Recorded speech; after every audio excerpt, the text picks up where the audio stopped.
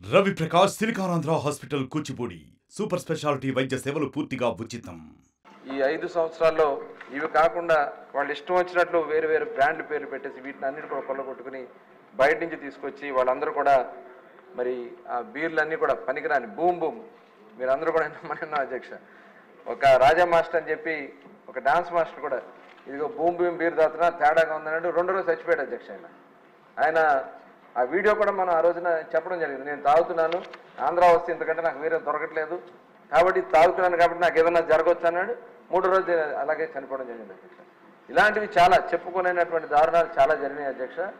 ఇలాంటిది beer sale కూడా పడిపోయింది అధ్యక్ష. 50% సేల్ 2018-19 లాస్ట్లో చూసుకున్నట్టయితే ఉన్న సేల్కి ఇప్పుడు ఉన్నటువంటి సేల్ 50% పడిపోయింది. ఎందుకంటే యువత ఎక్కువగా బీర్ని లైక్ చేస్తారు అధ్యక్ష.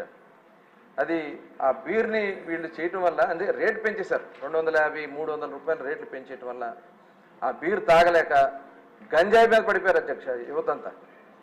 మొత్తం ఆ గంజాయి మీదకి వెళ్ళిపోవడం వల్ల టోటల్ యూత్ అంతా వాళ్ళ ఆరోగ్యాలు పోయినాయి, కుటుంబాలు పోతున్నాయి, మొత్తం దారుణాలు పెరిగిపోతున్నాయి, క్రైమ్ పెరిగిపోయింది. ఇవన్నీ కూడా మరి ఈ బీర్ వల్ల జరుగుతుంది అధ్యక్ష. అట్లాగే మొన్న గౌరవ ముఖ్యమంత్రి గారు చెప్పినటువంటి విషయంలో చాలా డీటెయిల్గా వారు చెప్పడం జరిగింది అధ్యక్ష. బ్రెవరీని కానీ డిస్టిలరీని కానీ వాళ్ళు కబ్జా చేసేసారు అధ్యక్ష. ఆ డిస్టిలరీలో వాటన్నిటి కూడా కబ్జా చేసేసి వాళ్ళకి కావాల్సినటువంటి కొత్త బ్రాండ్ సృష్టించి అవన్నీ కూడా కెమికల్ అనాలిసిస్ ఇవన్నీ కూడా చేయాల్సినటువంటి పరిస్థితి ఉంది. అవన్నీ కూడా వాళ్ళ చేతుల్లోకి లాగేసుకుని ఆ వ్యవస్థనంతా వాళ్ళ చేతుల్లోకి లాగేసుకుని వాళ్ళు చెప్పినటువంటి బ్రాండ్లే షాపులు అమ్మాలి, గవర్నమెంట్ అవుట్లెట్స్. ముఖ్యమంత్రి గారు ఏం చెప్పారు, నేను రాబోయే కాలంలో సంపూర్ణ మద్యపాన నిషేధం అన్నారు అధ్యక్ష ఎన్నికల ప్రచారంలో ఊరు వెళ్ళినప్పుడు. కానీ అది చెప్పకుండా గవర్నమెంట్ వచ్చిన వెంటనే దశల వారీగా నేను మద్య నిషేధం చేస్తానని చెప్పారు. దశల వారీగా మద్య నిషేధం చేస్తానని చెప్పి రేట్లు పెంచితే తాగడం తగ్గిస్తారు, కేవలం 5 స్టార్ హోటల్స్కే పరిమితం చేస్తానని చెప్పి ముఖ్యమంత్రి గారు ఆ రోజున ఆనాడు ఉన్నటువంటి జగన్మోహన్ రెడ్డి గారు చెప్పడం జరిగింది అధ్యక్ష. కానీ ఎక్కడ కూడా షాపులు తగ్గల, రేట్లు పెంచేశారు, ఇష్టారాజ్యంగా రేట్లు పెంచేశారు. దాని ద్వారా ఎన్డీపీ వచ్చేసింది. అది తాగలేక ప్రజలు ఏం చేశారంటే వేరు వేరు బ్రాండ్లు తాగలేక ఇల్సిట్ లిక్కర్కో లేదంటే పక్కన ఉన్నటువంటి తెలంగాణ నుంచి కానీ కర్ణాటక నుంచి కానీ వచ్చే బ్రాండ్లు వాళ్ళు తాగడం. ఎందుకంటే ఇక్కడ ఆ బ్రాండ్లు దొరకట్లేదు కాబట్టి వాటి మీద పడిపోయారు అధ్యక్ష అందరూ. దానివల్ల మన ఆదాయం కోల్పోయాం, ప్రజల ఆరోగ్యం కోల్పోయారు.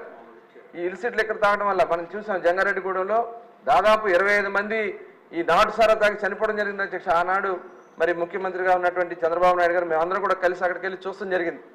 చాలా చిన్న చిన్న పనులు చేసుకుని చిన్న వయసులో చనిపోయారు అధ్యక్ష.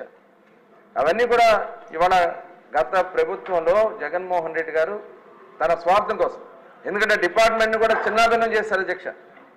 సెబ్ అని పెట్టి 70% ఎక్సైజ్ డిపార్ట్మెంట్లో ఉన్న వాళ్ళందరినీ తీసుకెళ్లి సెబ్ అని పెట్టి 70% వాళ్ళకి సెబ్లో పెట్టేసి ఎక్సైజ్ డిపార్ట్మెంట్లో అసలు ఎన్ఫోర్స్మెంట్ అనేది లేకుండా చేశారు.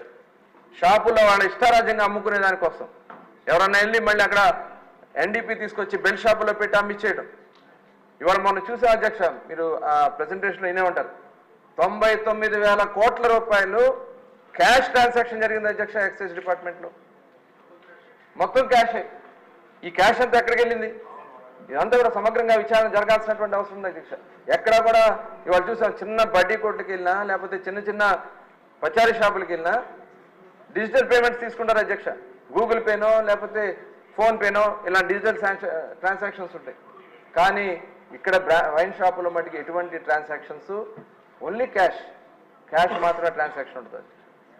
ఇలా చాలా చాలా అవినీతి కార్యక్రమాలు జరిగినాయి. ముఖ్యంగా ఆరోగ్యం పోయింది అధ్యక్ష. చాలామంది చనిపోయారు, చాలామంది కిడ్నీలు పోయినాయి, లివర్లు పోయినాయి, చివరికి పెరాలసిస్ స్ట్రోక్లు వచ్చి ఇవాళ మంచానికి పరిమితమైన వాళ్ళు చాలామంది ఉన్నారు అధ్యక్ష. ఇవన్నీ కూడా కేవలం వీళ్ళు తీసుకొచ్చినటువంటి పనికిరానటువంటి బ్రాండ్ల వల్ల వీళ్ళు నష్టపోయారు. ఇవాళ మళ్ళీ దాన్ని సక్రమంగా నడిపించాల్సినటువంటి బాధ్యత ఉంది. కాబట్టి సమగ్ర విచారణ చేయడం కోసం గౌరవ ముఖ్యమంత్రి గారు మొన్న సభలో క్లియర్గా చెప్పారు అధ్యక్ష. సిబిసిఐడి ఎంక్వైరీ చేసి ఎవరైతే దీంట్లో బాధ్యులు ఉన్నారో ఒక్కడు కూడా వదలని చెప్పి ముఖ్యమంత్రి గారు చెప్పడం జరిగిందని కూడా ఈ సందర్భంగా తెలియజేస్తున్నాం అధ్యక్ష. అవసరమైతే ఈడీ కూడా వేయడానికి కూడా ప్రభుత్వం సిద్ధంగా ఉందని కూడా ఈ సభ ద్వారా తెలియజేస్తున్నాం. మరిన్ని వీడియోస్ కోసం ఛానల్ ని సబ్స్క్రైబ్ చేయండి, లేటెస్ట్ అప్డేట్స్ కోసం వాట్సాప్ ఛానల్ ని ఫాలో చేయండి అండ్ లింక్ డిస్క్రిప్షన్ లో ఉంది.